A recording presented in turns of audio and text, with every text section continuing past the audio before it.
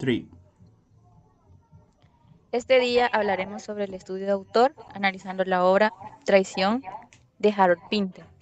El trabajo es realizado por Wendy Quesada, Michael Marroquín y Carlos Flores.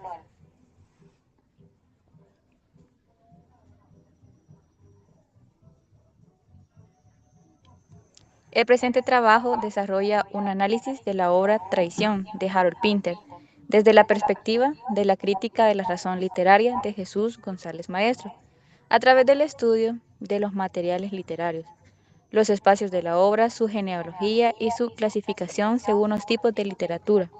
Se busca comprender cómo Pinter construye una propuesta dramática que cuestiona las relaciones humanas y transforma la experiencia del lector mediante una estructura narrativa innovadora.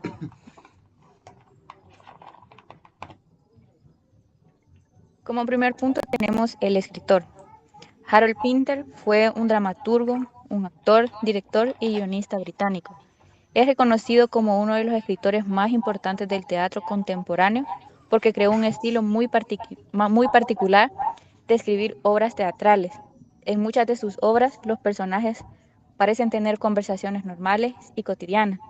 Hablan de cosas a simple vista simples, como una reunión, una bebida, un viaje o un recuerdo. Sin embargo, detrás de esas conversaciones aparentemente tranquilas, existen tensiones, conflictos y emociones que los personajes no se atreven a expresar directamente.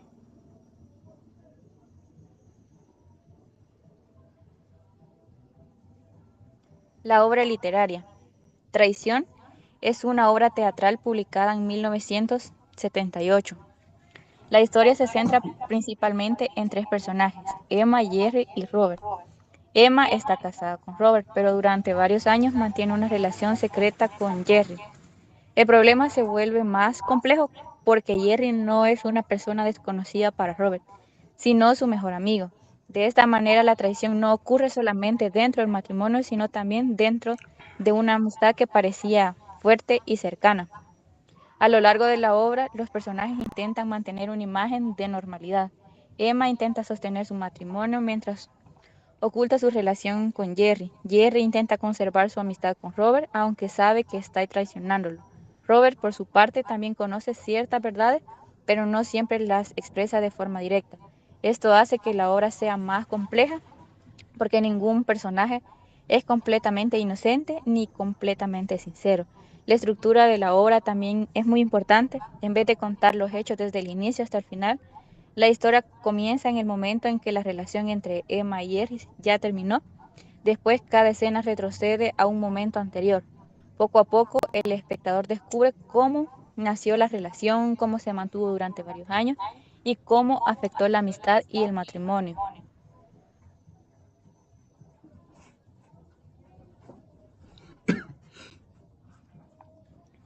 El, el lector. En Traición, el lector o espectador tiene un papel muy importante.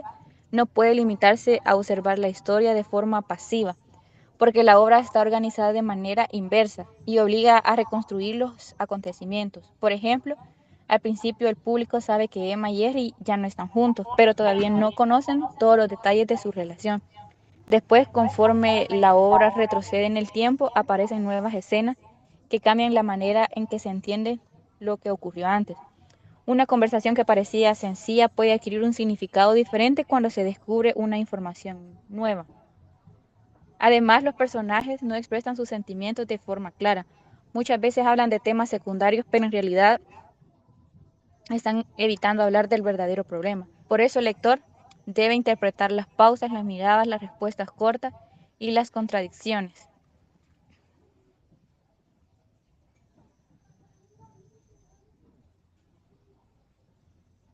El transductor. El transductor es la persona que ayuda a interpretar, explicar o transmitir una obra literaria a otras personas. Puede ser un profesor, un crítico literario, un traductor, un investigador o incluso una persona que realiza un análisis de la obra. En el caso de Traición, el papel de transductor es importante porque la obra puede ser difícil de comprender en primera lectura. La historia está narrada al revés. Los personajes esconden información y los silencios tienen significado profundo. Por eso, un análisis ayuda a identificar los temas principales y a entender mejor las acciones de los personajes. Por lo tanto, el análisis funciona como una guía para que el lector pueda observar detalles que tal vez no notaría fácilmente durante la primera lectura.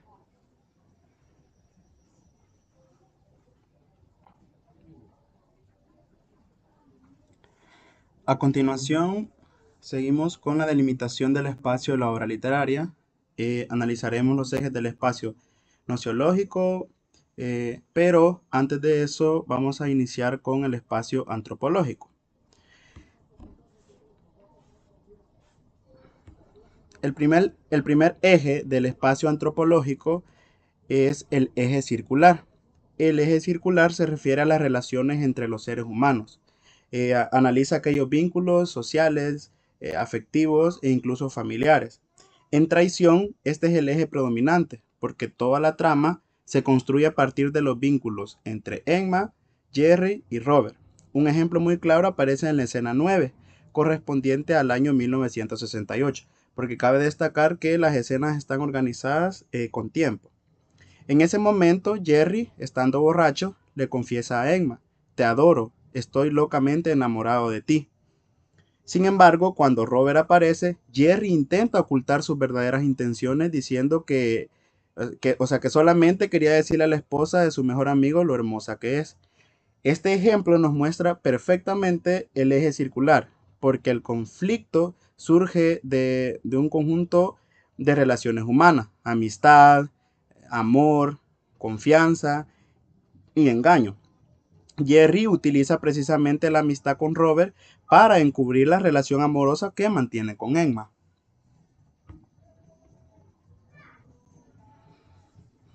Continuamos con el eje radial. El eje radial estudia la relación entre los personajes y los objetos o espacios materiales, a los lugares y espacios físicos que los rodean. En esta obra, uno de los espacios más importantes es el apartamento secreto que Jerry y Emma alquilan para verse. Sin embargo, el ejemplo más significativo o más claro que podemos encontrar en la obra es en la escena 5, durante el verano de 1973. Allí Robert descubre la infidelidad al encontrar una carta que su amigo Jerry había enviado a Emma. La carta funciona como un objeto material que hace que Robert conozca la traición. Lo que hasta ese momento era un secreto pasa a convertirse en una realidad comprobable gracias a un elemento físico. Y ese elemento físico es la carta. En esta misma escena, Robert se aísla para leer en una isla desierta de Venecia, mostrando cómo incluso el entorno físico refleja también su estado emocional.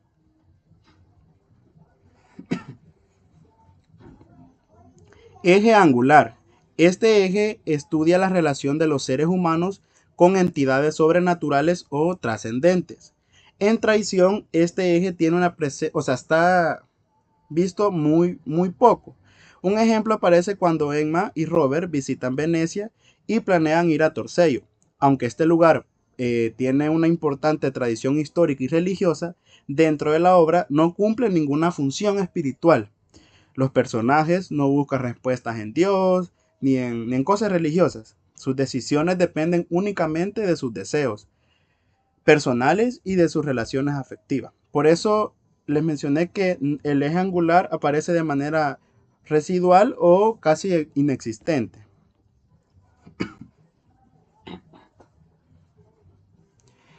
Espacio nociológico. El primer eje es el eje sintáctico. El eje sintáctico analiza la organización interna de la obra. En traición, el ejemplo más claro es su estructura temporal invertida. La obra comienza en la escena 1, situada en 1977, donde ya se puede observar las consecuencias del desamor entre Emma y Jerry. Sin embargo, termina en la escena 9, ubicada en 1968, donde se puede notar precisamente el inicio de esta relación amorosa. Esta organización obliga al espectador o lector a reconstruir la historia poco a poco y demuestra que la obra no intenta reproducir la realidad de manera directa, sino que construye una forma artística bien diseñada. El eje semántico. Este eje se refiere a los significados que la obra construye a partir de los elementos de la realidad. Un ejemplo lo encontramos en la escena 7, durante el verano de 1971, cuando Robert y Jerry almuerzan en un restaurante italiano. En esta conversación hablan sobre la lectura, o sea, sobre el libro, sobre la edición del libro, publicación del libro. Robert dice que pasó gran parte de su tiempo leyendo, mientras Jerry responde, tú lees, yo edito. Acá podemos ver que parece una conversación cotidiana sobre literatura. Sin embargo, detrás de esas palabras existe una gran tensión provocada ¿por qué? Por la infidelidad. Aquí observamos cómo estas, como podríamos llamarles partes sociales y culturales, como el matrimonio o el mundo editorial, sirven para construir el significado profundo de la obra, que es la tensión que se tiene por la traición.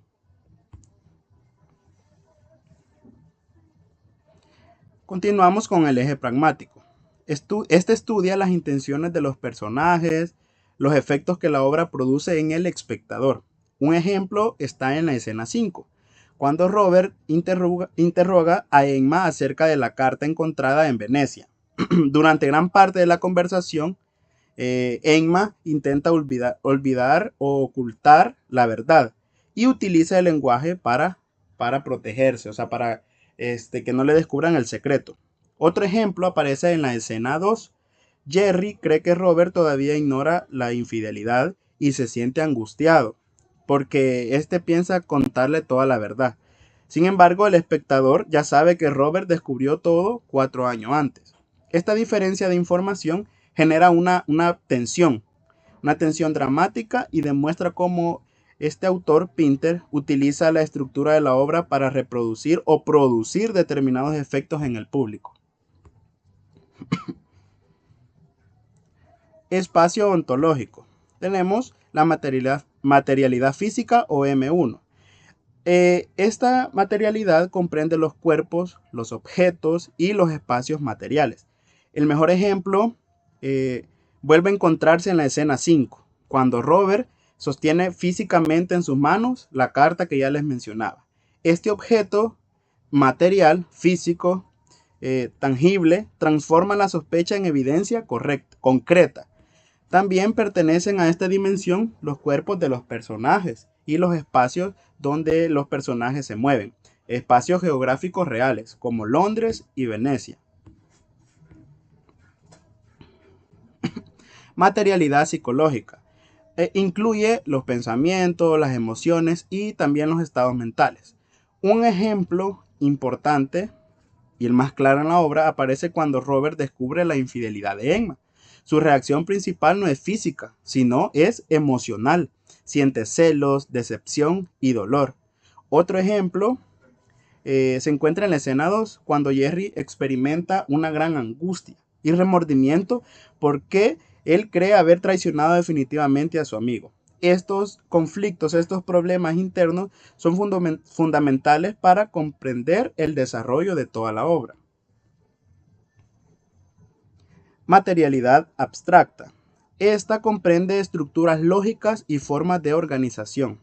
El mejor ejemplo es la cronología invertida. La obra se desarrolla desde 1977 hasta 1968.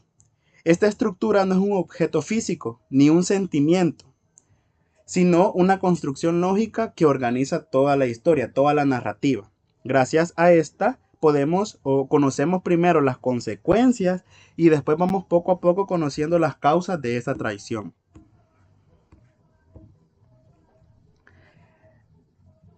Finalmente nos encontramos en el espacio estético. Este espacio estudia cómo la realidad se transforma en una construcción artística. Un ejemplo aparece en la escena 4 durante el invierno de 1974, cuando Jerry visita a Robert en su casa. Esta conversación parece centrarse en asuntos puramente cotidianos y triviales. Sin embargo, el espectador puede percibir constantemente una tensión que es generada por la traición. Aquí podemos notar una de las características más importantes del estilo de Pinter. Lo verdaderamente significativo no siempre está en las palabras que se dicen, sino en los silencios y en aquellos que los personajes evitan decir. Recordemos que es una obra teatral. De esta manera, el autor convierte situaciones aparentemente normales en escenas cargadas de mucho significado. Para concluir los espacios, podemos afirmar que Traición es una obra donde predominan las relaciones humanas, especialmente, como ya mencionaba, en el eje circular. También la estructura temporal invertida constituye uno de sus elementos más innovadores, ¿verdad? Y permite comprender tanto el eje sintáctico como la materialidad abstracta.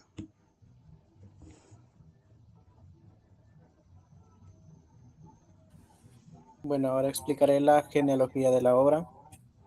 Y esta nos permite comprender cómo se construye el conocimiento dentro del texto, pero para ello se analizan dos aspectos principales, que son los modos de conocimiento y los niveles de conocimiento. En cuanto a los modos de conocimiento, podemos afirmar que Traición posee un carácter crítico porque Harold Pinter no presenta las relaciones humanas como algo perfecto ni idealizado. Al contrario, pone en duda valores como la fidelidad, la amistad y la confianza. Y a medida que avanza la obra, el lector descubre que los personajes ocultan información, mienten o actúan movidos por intereses personales. Y así la obra invita a reflexionar sobre la complejidad de las relaciones humanas, en lugar de aceptar una visión tradicional o simplificada de ellas.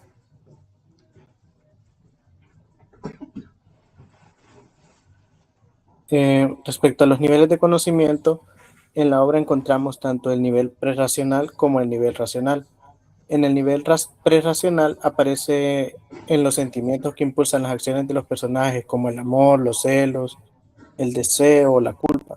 Todos estos elementos muestran la dimensión emocional del conflicto. Por otra parte, el nivel racional se observa en la manera en que los personajes calculan lo que dicen o lo que ocultan, cuando ocultan información o utilizan el lenguaje para manipular las situaciones. E incluso los silencios tienen un significado importante y forman parte de la construcción del conocimiento dentro de la obra.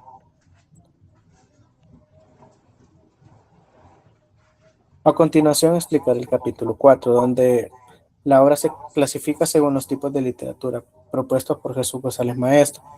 En primer lugar, analizamos si la obra es primitiva o dogmática, y llegamos a la conclusión de que no pertenece a ninguna de estas categorías. No es primitiva porque existe una clara elaboración artística y una construcción compleja del conflicto, y tampoco es dogmática porque Pinter no intenta imponer una verdad absoluta ni ofrecer enseñanzas morales, simplemente presenta los hechos para que el lector sea quien los interprete. El segundo aspecto consiste en determinar si la obra es crítica o indicativa, y consideramos que es una literatura crítica porque constantemente cuestiona valores sociales como la fidelidad, la honestidad y la amistad. Además, la estructura cronológica inversa obliga al lector a reconstruir la historia y a replantear continuamente sus interpretaciones sobre los personajes y sus acciones. Luego, analizamos si la obra es programática o acrítica.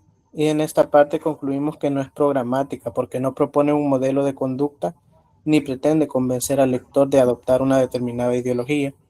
Y tampoco es acrítica ya que en todo momento invita a reflexionar sobre el comportamiento humano y a las consecuencias de las decisiones de los personajes. Finalmente, estudiamos si la obra es reconstructivista o sofisticada. Consideramos que reúne características de ambas, aunque destaca especialmente por su carácter sofisticado. La estructura narrativa, presentada en orden cronológico inverso, exige participación activa del lector, quien debe reconstruir los acontecimientos para comprender el verdadero sentido de la historia. Y esta complejidad estructural y psicológica permite a la obra Traición, la convierte en una obra de gran elaboración literaria. Para concluir, el análisis demuestra que Harold Pinter utiliza una forma innovadora de construir el drama a través de una estructura poco convencional. El uso del silencio y de personajes profundamente complejos logra que el lector reflexione sobre la fragilidad de la confianza y de la complejidad de las relaciones humanas. Desde el materialismo filosófico La obra Traición se consolida como una obra crítica y sofisticada que convierte al lector en un participante activo en la construcción del significado.